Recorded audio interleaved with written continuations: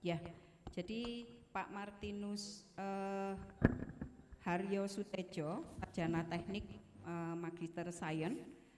Beliau ini ternyata masih muda sekali ya, kelahir tahun 78, kemudian pendidikan di Bachelor in Chemical Engineering Undip tahun 2005. Setelah itu Magister Science in Environmental Pathways for Sustainability Energy System di Royal Institute of Technology Sweden tahun 2010 ya. Nah ini pekerjaannya banyak sekali.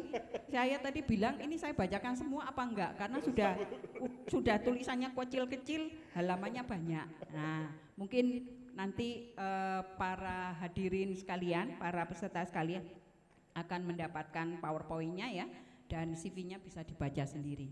Pak Martin punya waktu 25 menit ya untuk menyampaikan materi tentang GHG calculation. Ya, monggo silakan Pak. Terima kasih Bu, terima kasih juga Ibu sekalian atas undangannya. Pak Eko Gendes, terima kasih atas waktu dan tempat dan juga undangan pada hari di Malang dan juga Pak Rektor dan Pak Dekan.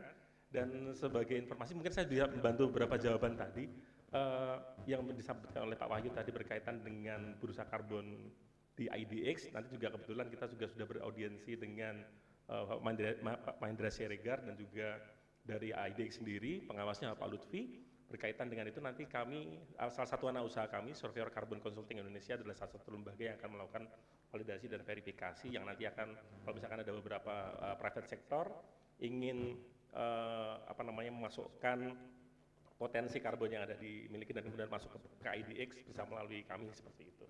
Dan beberapa poin juga berkaitan dengan validasi dan verifikasi tadi Bapak Ibu sekalian, memang salah satu Kementerian ESDM telah merilis Permen ESDM nomor 16 tahun 2022, di mana memang di beberapa poin tadi disebutkan memang bahwa karena poin validator dan verifikator ini jumlahnya masih sangat sedikit seperti disampaikan oleh Pak Wahyu tadi, maka memang dari ESDM memberikan kesempatan bagi mereka yang telah terdaftar di SRN. Jadi apabila ada praktisi ingin menjadi salah satu bagian dari validator dan verifikator bisa mendaftarkan ke SRN, tapi nanti ada beberapa klasifikasi persyaratan gitu. Kalau lembaga memang dari ID Survei Indonesia bersama dengan DKI dan juga Sukovindo, memang kita lagi mempersiapkan 14065 karena memang ada ketentuan institusi harus mendapatkan ISO 14065 sebelum kita mendaftarkan ke SRN. Jadi memang saat ini baru 2, harapannya nanti kami bisa diundang Pak bisa menjadi salah satu lembaga yang melakukan proses validasi dan verifikasi supaya nanti bisa mempercepat, karena kami total ada sekitar 9.000 karyawan dengan seluruh kantor cabang di Indonesia. Mungkin harapannya itu bisa membantu Pak di dalam mengisi kekosongan selama proses-proses ini berjalan. Sebagai informasi ya Bapak sekalian bahwa memang yang berkaitan dengan karbon ini secara garis besar, jadi pergerakan dari karbon sebenarnya ini kalau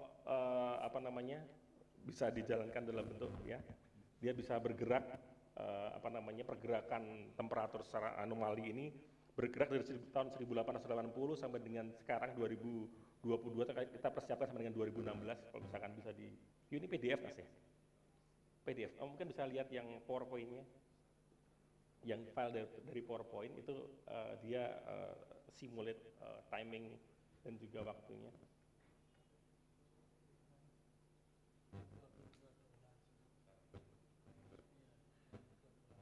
Ya, mungkin sambil menunggu waktu.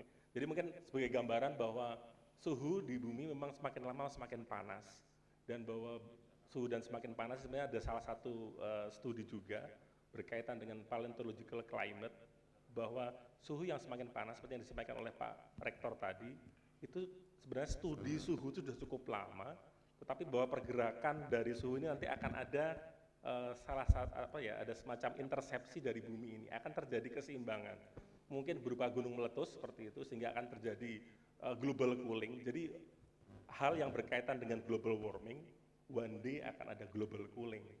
Kalau kita mengingat kejadian Gunung Krakatau ketika dia meletus, atau Gunung Tambora ketika dia meletus, bumi yang panas saat itu kemudian muncul global cooling, sehingga dinosaurus banyak yang mati dan seterusnya karena ada proses global cooling itu, tapi suhu bumi makin lama makin menurun.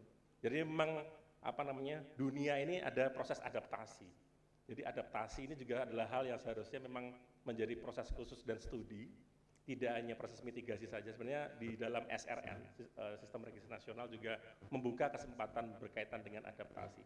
Kalau mitigasi kan adalah proses pengurangan emisi, tetapi proses adaptasi itu misalkan bahwa bibit bisa tumbuh di daerah yang kondisi airnya tidak banyak, seperti itu. Atau mungkin kalau misalkan kita melihat daun-daunan yang tadinya ukuran lebarnya mungkin 10 cm misalkan, sekarang mulai meningkat jadi 15 cm atau 20 cm, sehingga serapan karbonnya itu lebih banyak. Poin-poin ini yang sebenarnya bisa nantinya mengurangi ataupun bisa menjadi proses salah satu untuk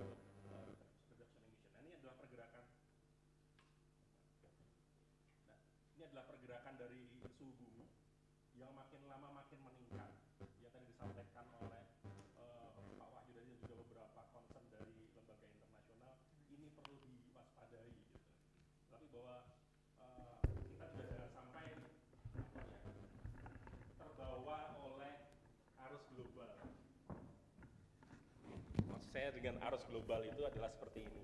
Ketika kita melihat concern terhadap suhu, itu adalah concern di global north, di belahan bumi utara, yang ada di Eropa, US dan seterusnya. Tapi kita juga harus membawa concern ini seperti yang disampaikan oleh Pak Wahyu tadi, bahwa ada janji $100 billion dari Eropa, US dan seterusnya, di mana akan membantu, tapi sebenarnya proses ini masih berjalan. Artinya ada PR yang harus diselesaikan, sehingga di dalam poin ini Direktur kami juga menyampaikan, Pak Mahendra Siregar sebagai ketua juga menyampaikan bahwa segala hal yang berkaitan juga harus kita arahkan dan sejajarkan dengan regulasi di Indonesia seperti apa. Berkaitan dengan NDC dan seterusnya harus kita selaraskan juga dengan pendekatan SDGs. Karena SDGs inilah yang punya kaki di Indonesia. Kemiskinan masih sangat timpang. Salah satu kabupaten kemarin sempat protes, kok kita SDGs di poin terkait kemiskinan 2 digit gitu. Itu adalah protes-protes dari daerah yang harus kita kelola. Jadi perkembangan dan juga competitiveness Indonesia yang disampaikan oleh Pak Rektor itu juga harus menjadi concern kita. Sawit salah satu poin yang sangat menarik menurut saya, keahliannya di sawit tidak hanya di carbon expert saja dan ESG, tapi juga sawit adalah poin yang sebenarnya adalah salah satu backbone Indonesia. Ketika saat ini Eropa, US, UK menerapkan Forest Act, kemudian ada UK Due Diligence, ada EUDR, Deforestation Regulation. Di poin ini kita harus bisa menyampaikan suara kita. Menyampaikan suara kita tidak harus dengan kemudian kita harus melakukan proses sidang ke WTO dan seterusnya. Itu bagian negara. Tetapi bagian kita adalah menyuarakan dan juga melakukan komunikasi secara reguler terhadap Komisi Eropa ataupun kepada perusahaan-perusahaan ataupun kepada pihak yang berwenang untuk menyampaikan itu, karena juga sawit ini punya potensi di Indonesia yang cukup tinggi. Di poin yang lain sebenarnya bahwa apabila memang skema bisnis to bisnis antara Eropa tetap butuh sawit, tetap butuh juga produk dari sawit, mungkin apa yang bisa kita elaborasi. Mereka ingin produk deforestation free, maka produk deforestation free yang ingin disampaikan itu pun juga nanti bagaimana kita bisa mengelainkan. Karena tidak semua industri sawit itu negatif. Kita juga berkoordinasi dengan kementerian, kemudian kita memegang satu data Indonesia berkaitan dengan peta, kita lihat bahwa poin-poin itu kita bisa atasi. Dan sebagian besar proses di sawit di Indonesia itu juga sejalan dengan pendapat global. Mereka melakukan perhitungan emisi dan seterusnya. Jadi apa yang disampaikan di sini berkaitan dengan pencapaian NDC dan seterusnya, kontribusi 29% dan 41%, swasta bisa kok melakukan itu. Kita sudah berdiskusi dengan beberapa perusahaan mempunyai roadmap untuk net zero, dan proses net zero yang mereka lakukan, itu pun sekarang mereka lagi berusaha keras Bu untuk meregistrasi ke sistem registrasi nasional. Jadi komitmen dari kegiatan hutan yang akan dilakukan OEB tadi mungkin bisa dikerjasamakan juga dengan pihak swasta. Karena swasta sekarang punya target untuk net zero. Di 2060 Indonesia sudah melakukan komitmen, tetapi di pihak swasta itu mereka menyampaikan 2045. Jadi 2045 sampai dengan 2060 mereka ingin net zero. Mungkin poin-poin ini bisa di offset di situ. Jadi poin yang dikerjasamakan mungkin dari tonase reduksi tadi yang nanti akan didaftarkan di SRN sambil menunggu proses atau ingin mendapatkan pendanaan untuk sertifikasi dan seterusnya bisa dikerjasamakan dengan sektor swasta seperti itu. Kebetulan kita juga dari Survei Indonesia juga salah satu bagian dari rencana dekarbonisasi Indonesia. Kita mendapatkan penugasan itu juga Ibu. Nah ini juga kenapa perusahaan perlu melakukan kalkulasi gas rumah kaca. Pertama adalah reputasi. Ketika kita akan berhubungan dengan lembaga internasional yang lain, kita harus tidak hanya dilihat bahwa oh kita concern terhadap bumi, tapi concern terhadap buminya tidak dilakukan secara nyata di dalam kegiatan perusahaan. Di poin itu maka perusahaan biasanya mempunyai komitmen. Kalau misalkan kita lihat SR di beberapa perusahaan, semua CEO mungkin tidak hanya di Indonesia, tapi juga di internasional. Semua CEO akan mengatakan mengenai suhu bumi sudah cukup tinggi, kita harus menjaga agar tidak lebih dari 2 derajat Celcius. Harapannya 1,5 derajat Celcius kita bisa atasi dan tidak lebih dari angka itu. Nah, langkah-langkah yang dilakukan perusahaan macam-macam seperti itu. Dan itu yang nanti akan kita, perusahaan perlu melakukan kalkulasi supaya komitmen mereka bisa terjaga. Di poin yang lain, selain yang berkaitan dengan improve company performance seperti itu, customer value, ada hal yang menarik. Perusahaan sekarang membutuhkan bond, membutuhkan pinjaman. Ketika mereka melakukan investasi, mereka juga akan mencari bond seperti ada green bond, ada sustainability link loan, ada sustainability link bond, di mana performa yang akan mereka perjanjikan dengan lembaga internasional atau lembaga perbankan adalah komitmen karbon. Jadi di poin ini itu juga bisa kita gunakan sebagai salah satu tools komitmen-komitmen seperti project nature based solution, kemudian project-project yang berkaitan dengan penanaman pohon dan seterusnya, termasuk yang mangrove tadi kita bisa gabungkan di dalam skema ini, termasuk yang renewable energy juga seperti itu. Jadi yang disampaikan oleh Pak Dekan tadi berkaitan dengan solar panel pun, kalau itu diubah menjadi dokumen rencana aksi mitigasi, jadi kalau di skema VCS namanya project description Pak, dibuat skema project description-nya, ada metodologinya, kemudian divalidasi oleh validator, kemudian nanti kita membuat namanya LCAM ya, untuk monitoring pencapaian dari aktivitas itu, maka nanti keluar semacam surat penurunan emisi dari SRN. Semoga bisa dipercepatnya, ada Pak Wahyu. Nah itu bisa diperjualbelikan kepada swasta, dan swasta bisa membeli produk-produk itu, karena memang saat ini kita diminta untuk komit sebelum 2060 kita net zero seperti itu. Dan untuk mendapatkan bond pun, poin ini juga bisa digabungkan di dalam portofolio seperti itu. Nah, poin yang lain adalah stakeholder engagement juga, ini adalah poin-poin yang menarik. Kalau cost management so-so lah, perusahaan yang punya komitmen ke lingkungan pasti akan nambah biaya. Tetapi dari sisi stakeholder engagement, mereka butuh profile, mereka butuh konsumen yang akan menggunakan produk yang akan dihasilkan oleh perusahaan itu memang produk yang bisa dikategorikan green gitu. Nah, dia butuh keyakinan dari stakeholder. Pemerintah juga supaya juga mengakui apa yang mereka lakukan. Mereka butuh pengakuan. Jadi pengakuan ini juga nanti akan mendorong perusahaan supaya bisa menjadi satu, dia bisa mendapatkan market yang lebih luas karena saat ini market lebih aware dengan sustainability. Kalau misalkan ada kata-kata greenwashing, greenwishing seperti itu adalah terminologi yang digunakan NGO untuk menyerang perusahaan. Dan perusahaan berusaha untuk tidak mendapatkan stigma itu. Langkahnya gimana ya? Mereka harus melakukan, harus berusaha meyakinkan stakeholder. Mungkin bisa dengan lembaga verifikator tadi, pengakuan dari pemerintah, pengakuan dari lembaga internasional. Itu adalah hal-hal penting bagi perusahaan. Maka di sini memang dilakukan dalam bentuk GHG reporting. Nah, gimana caranya menghitung seperti itu? Nah ini ada, sebelum kita mulai ke poin yang menghitung, saya tuh punya ikhtiar Bu. Ikhtiarnya itu adalah bahwa menghitung emisi karbon itu tidak hanya menghitung dari, ada satu produk, misalkan bahan bakar, dikalikan emission factor, ketemulah angka emisi dari produk tersebut. Tetapi ada, yang disampaikan oleh Pak Rektor, bumi ini setimbang. Itu adalah ketentuan yang dipakai oleh para ahli. Ketika bumi ini setimbang, maka para ahli menetapkan ada dua pendekatan, ada long term carbon cycle atau long cycle carbon, Dan ada yang sifatnya adalah short cycle carbon seperti itu. Yang short cycle carbon, postulat dari beberapa expert menyatakan bahwa emisinya nol. Misalkan manusia bernafas, kambing bernafas, manusia kentut, itu emisinya nol. Jadi supaya nanti rekan-rekan ketika misalkan mendapatkan suatu informasi bisa memilah. Kenapa dianggap sebagai nol? Karena sifatnya setimbang.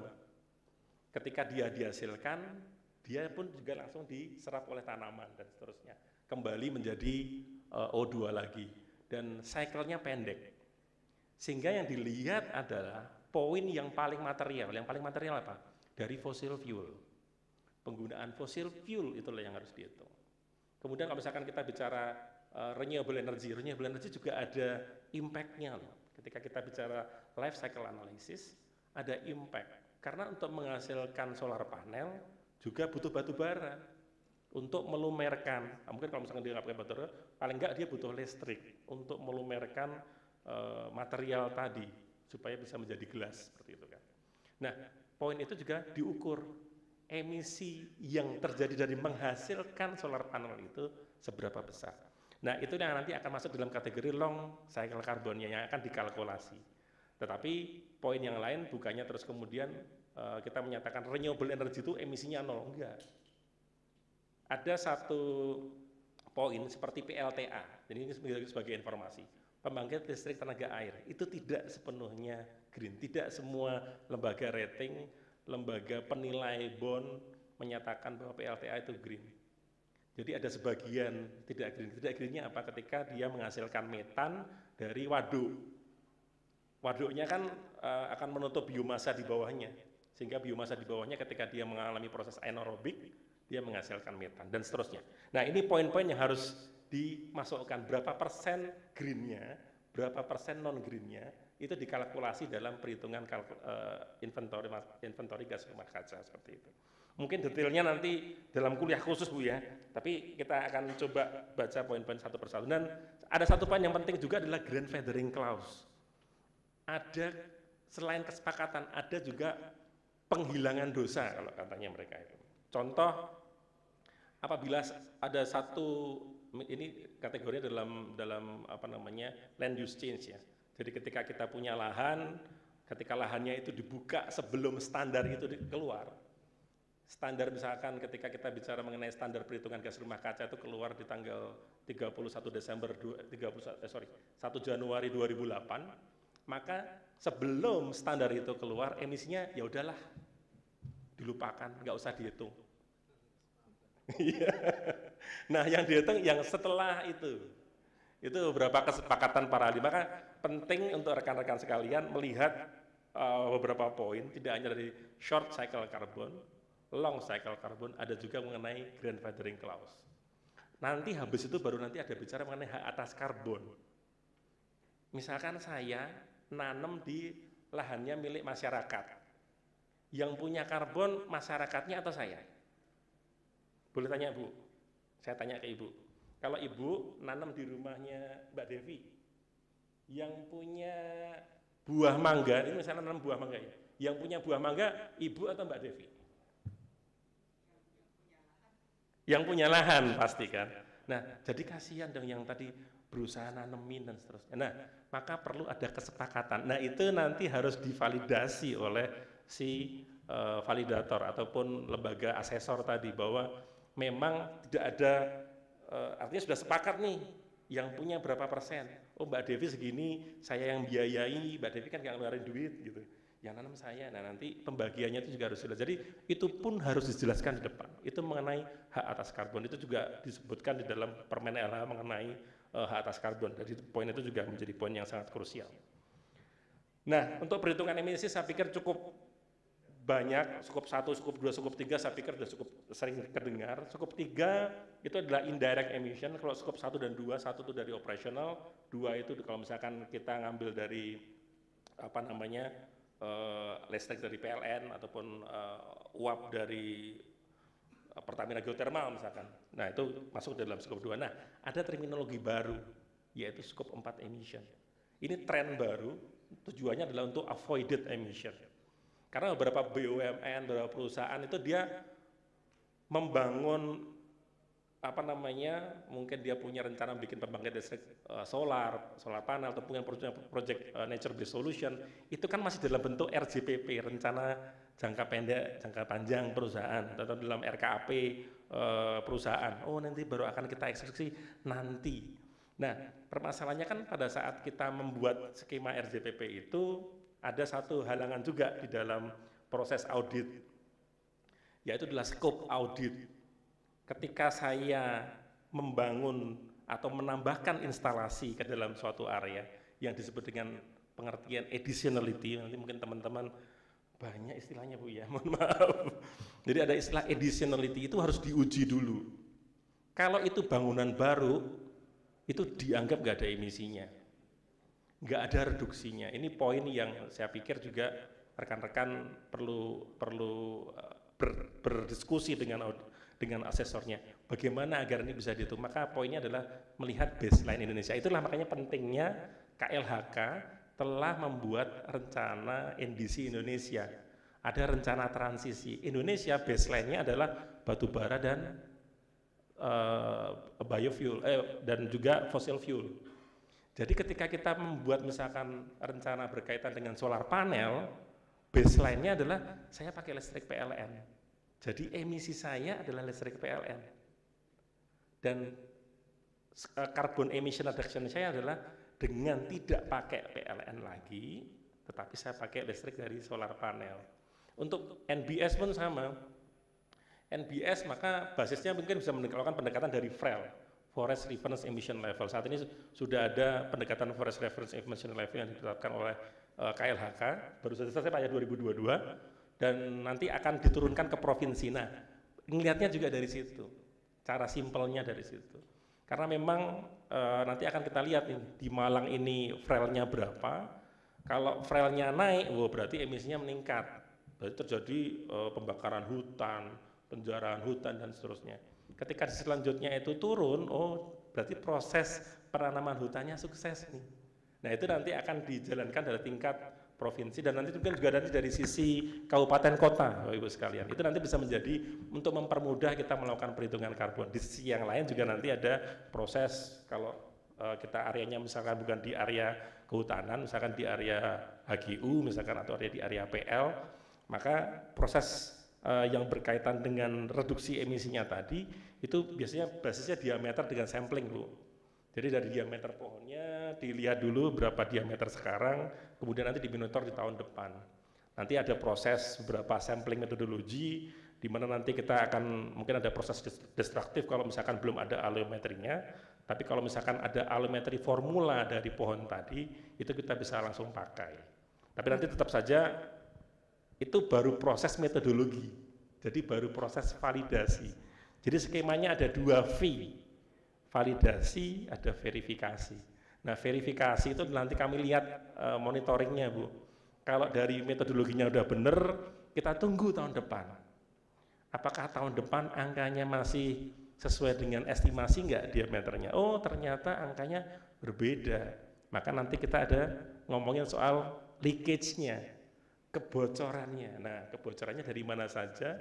Apakah kebocoran itu di bawah toleransi dan seterusnya? Itu yang nanti another discussion, Bu. Ini nanti kan bagian kita pada saat kita menyampaikan kepada KLHK, apakah metodologi yang disampaikan oleh kita sebagai asesor itu disetujui, dan nanti kita juga akan sampaikan kepada Ibu supaya poin-poin itu bisa dipenuhi, supaya nanti CER-nya benar-benar bisa diterima, tidak hanya dari secara nasional saja, tetapi juga dari pihak buyer. Nanti kalau kan Ibu bekerjasama dengan buyer seperti itu. Pak, 10 menit lagi. Siap, Bu. Waduh, saya harus percepat nih. Nah, ini untuk beberapa poin emission reduction, emission sources, saya pikir sudah cukup diketahui cukup banyak. Ada dari proses-proses yang ada, dari direct emission, saya lewati. Poin yang berkaitan dengan internal emission calculation juga sudah ada metodologi dan perhitungannya. Intinya bahwa biasanya kita menggunakan harus sejalan dengan ISO 14064, Bu, untuk perhitungan emisi. Nah, kemudian nanti emission factor, kalau internasional bisa pakai Eco-Infant, Biogris, database dari, dan juga nanti juga ada dari KLHK sendiri sudah ada emission factor yang dipakai, dan di akhir dari produk itu harus ada emission intensity untuk mengetahui efektif tidak penurunan emisi yang terjadi ataupun kegiatan usahanya itu reduksinya terlihat ataukah tidak oleh stakeholder. Saya lewati lagi, ini adalah emission type-nya untuk measuring emission. Kita buat paling enggak 3 tahun kalau dari GRI. Nanti kemudian dilihat poin yang emisinya tertinggi yang mana, jadi akan kita pilih sebagai baseline. Boleh 4 tahun, statementnya juga penting Bu, harus bisa dikomparasi satu dengan yang lain. Nanti kan Pak Ali akan menyampaikan lebih detail, saya lewati saja. Nah, untuk net zero emission, perusahaan sudah menyampaikan karbon positif saya dan karbon negatif saya harus offset. Ini yang saya bilang adalah salah satu peluang untuk kita tidak lagi hanya melihat dari sisi untuk mentreatkan keluar, di negara kita juga membutuhkan Bapak Ibu sekalian. Bisa dikerjasamakan dengan Pertamina, kalau di Pertamina ada Pertamina Power Indonesia sebagai backbone-nya BUMN juga di bidang dalam satu holdingnya Pertamina, di PLN juga ada.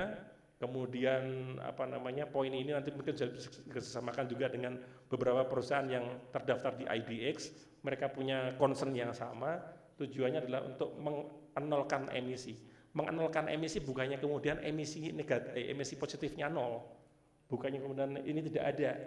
Jadi tetap ada emisi positifnya, tetapi pengurang dari positif emission tadi bisa dilakukan dari proyek-proyek yang basisnya nature based solution ataupun renewable energy. Lanjut, ini yang berkaitan dengan baselining, intinya adalah emisi tertinggi yang 623 yang dipilih. Pak, boleh nggak saya langsung putuskan sekarang? Ya boleh-boleh saja, tetapi takutnya kalau belum disampling itu nanti kita salah pilih baseline. Sudah ada metodologinya, tinggal diikuti saja, mudah kok, dihitung, yang paling tinggi dipilih. Nanti supaya kita bisa menghitung penurunan selanjutnya seperti apa. Saya lanjutkan, ini adalah untuk carbon reduction budget, ataupun kalau misalkan dalam skema science based target adalah carbon budget. Perusahaan rata-rata ketika dia punya rencana net zero, dia punya carbon budget. Carbon budget itu adalah komitmen dari perusahaan untuk mengurangi emisi seperti yang dia janjikan. Misal, saya setiap tahun akan mengurangi 10% emisi. Nah, itu adalah poin benefit atau nilai ekonomi karbon dalam konteks dalam negeri ya, dalam perusahaan kita di Indonesia. Artinya berapa budget yang harus dilakukan oleh perusahaan untuk mencapai net zero tadi. Dan di poin ini untuk yang berkaitan dengan carbon budget ini juga sudah ditetapkan di dalam SOJK nomor 16 tahun 2021 mengenai kontribusi di sektor lingkungan. Jadi apabila perusahaan dia punya rencana untuk net zero, punya rencana untuk mengurangi emisi dan suhu bumi tidak lebih dari 2 derajat Celcius, at least dia punya ini. Dan apabila di dalam AR-nya tidak ditemukan konteks yang berkaitan dengan carbon budget, maka kita bisa bersurat dan protes. Karena itu sudah ditetapkan juga di SOJK nomor 16 seperti itu. Selanjutnya untuk external emission, portfolio aset ini untuk di perbankan. Biasanya pengertiannya, saya bisa percepat, mungkin kita bisa lewat. Intinya perbankan lebih melihat dari sisi impact emission. Kalau perusahaan yang lain yang biasa tadi basisnya adalah emisi dari aktivitas, skop 1, 2, 3, dan 4 untuk avoided emission. Kalau di perbankan itu skop 3 yang basisnya adalah dari pembiayaan yang mereka lakukan. Nah, di perbankan sebenarnya indirect emission yang berupa impact emission tadi jauh lebih besar. Jadi perbankan itu punya rencana untuk net zero yang jauh lebih tough ya, karena dia harus mereduksi emisi mereka dan juga harus mereduksi emisi dari pembiayaan yang dia lakukan. Nah, ini nanti sudah ada metodenya dari PICAF. Apakah nanti akan masuk di dalam skenario KLH ini belum nih Pak. Jadi mungkin bisa dikembangkan ke sana supaya nanti perbankan juga punya kewajiban untuk mereduksi emisi dari impact emission mereka. Seperti itu. Ini basisnya adalah dari pendanaan yang mereka lakukan, berapa pinjaman yang dilakukan oleh sektor swasta tadi dibagi dengan total aset atau ekuitas yang dimiliki ditambah hutang. Jadi itu menjadi allocation factor untuk menilai emisi di satu proyek yang dia lakukan. Jadi misalkan dia punya pendanaan di sektor batubara, si sektor batubara tadi pinjam dana berapa, kemudian dibagi ekuitas ataupun aset yang dimiliki ditambah hutang yang dia lakukan, sehingga itu menjadi allocation factor dari emisi yang merupakan impact dari perbankan yang harus dihitung oleh perbankan tersebut di dalam kalkulasi gas rumah kacanya mereka. Ini juga belum ada di dalam standar GRI. Jadi ya semoga akan ada, sebenarnya sudah ada sektor untuk keuangan Pak ya, yang terbaru ya. Nanti kita lihat apakah sudah mengakomodasi mengenai poin pick-up ini, seperti itu. Nah inilah metodologinya yang saya sampaikan, basisnya adalah equity dan corporate, kalau misalkan ada corporate bond, maka basisnya dari situ, ada yang juga commercial real estate, ada project finance, metodologinya ada, tinggal di-brush oleh rekan-rekan sekalian. Jadi untuk perhitungan emisi di sektor-sektor itu ada macam-macam ya Bapak Ibu. Kalau yang sektor biasa tadi yang seperti saya sampaikan cukup 1, 2, 3 biasa, ini yang perbankan jauh lebih kompleks. Karena perbankan membiayai lebih dari 17.000 sektor. Ketika kita membantu BRI, BNI itu kita menghitungkan emisi mereka untuk sektor-sektor yang bermacam-macam. Termasuk sektor pertanian, kemudian juga yang berkaitan dengan perkapalan itu pun juga kita hitung, sawit apalagi seperti itu. Nah ini harus dihitung secara lengkap. Tapi nanti memang tergantung si perusahaannya akan menyampaikan sampai seberapa detail. Itu terserah dari perusahaan akan menyampaikan di poin mana dulu, kemudian nanti makin lama makin berkembang karena sustainability itu journey, bukan destination. Jadi paling tidak pelan-pelan mereka mencapai di poin-poin tersebut. Nah ini untuk poin-poin disclosure bisa menyampaikan ke TCFD, bisa menyampaikan ke SBTI, bisa menyampaikan ke CDP. Kenapa penting untuk mendisclosure? Karena stakeholder dari perusahaan tidak hanya dari Indonesia saja, mungkin dia punya investor dari luar. Dan investor dari luar itu pendana mereka pasti akan menanyakan kenapa kita memilih berinvestasi ke perusahaan X? Oh, dia punya inisiatif ini. Jadi sekarang itu kesadaran dari investor tidak lagi hanya dilihat dari proses yang basisnya uang, tetapi juga ada yang bersifat non finansial yang diukur seperti itu. Ya, untuk economic value of carbon sudah dijelaskan oleh Pak Wahyu, poin-poin yang sudah ditetapkan sudah secara regulasi, sudah sangat lengkap kalau saya lihat Pak. Perpres 98 sudah ada, kemudian juga ada Permen LHK nomor 21 tahun 2022 sudah sangat detail jelas. Mungkin yang menjadi pertanyaan saya mengenai artikel 6 nanti Pak. Bagaimana agar metodologi yang di dalam artikel 6 kan secara international wide harus diakui seperti itu. Jadi apakah nanti kira-kira standar-standar seperti VERA, Gold Standard, Plan Vivo dan seterusnya, bagaimana ini bisa di-acknowledge oleh KLHK seperti itu Pak. Mungkin supaya nanti kan kita juga jelas nih sebagai lembaga validator, verifikator, karena kan audiensnya banyak nih Pak. Ada yang pakai CDM, ya kita nanti ngukur pakai pendekatan CDM. Nanti di poin ini kita berharap bahwa komitmen-komitmen dan juga langkah-langkah yang dilakukan oleh private sector dan juga oleh universitas bisa kita ukur dan bisa kita masukkan di dalam sistem registrasi nasional. Mungkin itu saja, jangan lupa untuk membuat DERA Bapak Ibu sekalian ya, dokumen rencana aksi mitigasi, kemudian juga LCAM untuk memastikan monitoring, karena kegiatan komitmen untuk melakukan penanaman tanpa monitoring itu sama seperti ini. Kalau ilustrasinya tuh kita gimana ya, punya anak tapi anaknya kemudian tidak kita tuntun sampai selesai gitu.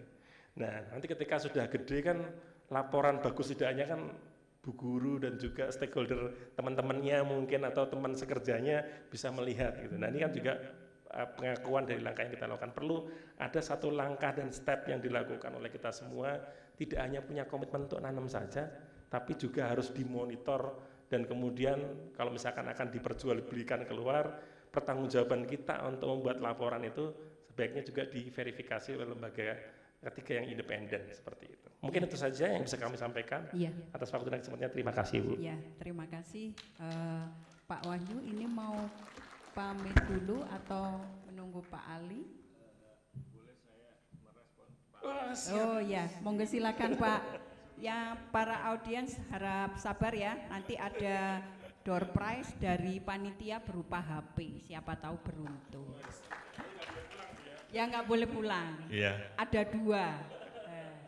sebelum tanya jawab dan setelah. Monggo Pak Wahyu. Terima kasih Ibu. Saya langsung respon aja Pak Martinus. Jadi Vera, Gold Standard, VCS dan apapun yang berlaku internasional itu saat ini tetap diakui oleh Indonesia. Hanya karena bukan hanyanya ini sedang kita proses untuk negosiasi, Bu. Jadi kita mengakui mereka, mereka juga mengakui kita. Secara unofficial yes, tetapi yang paling penting adalah officially seperti apa nanti. Kita memang sedang merencanakan bernegosiasi secara formal kepada seluruh standar internasional itu. Karena kita juga punya tadi disampaikan oleh Pak Rektor bahwa ya berlaku di Indonesia aturan Indonesia. Ya, aturan Indonesia. Jadi mereka juga mengakui aturan Indonesia, acknowledge kita, maka mutual recognition ini menjadi penting secara formal, tidak hanya secara informal. Selama ini kita mengakui. Jadi kalaupun itu belum secara formal, kita dalam proses sana Pak, tetap bisa berjalan Pak proses bisnisnya. Yang kami garis bawahi tadi, mari kita sama-sama pada saat kita merespek atau mengakui mereka, mereka registry aja dulu ke Indonesia. Itu salah satu bukti bahwa mereka mengakui kita juga dan kita mengakui mereka. Enggak ada masalah kok. Artinya mungkin mereka kerjasama dengan Surkar Indonesia. Enggak ada masalah Pak. Tapi dalam proses pengakuan perdagangan karbon Indonesia, lakukan registry. Itu saja sebetulnya. Jadi enggak ada conflicting sebetulnya. Kita prosesnya jalan terus nih. Hanya yang kita mau perjuangkan saat ini karena semuanya secara paralel kan sedang kita lakukan Pak. Jadi kami mungkin sedang merencanakan mengalokasikan waktu untuk memastikan dengan seluruh standar internasional itu kita berjalan bareng. Itu aja. Terima kasih. Ya, terima kasih Pak Wahyu. Ya, Pak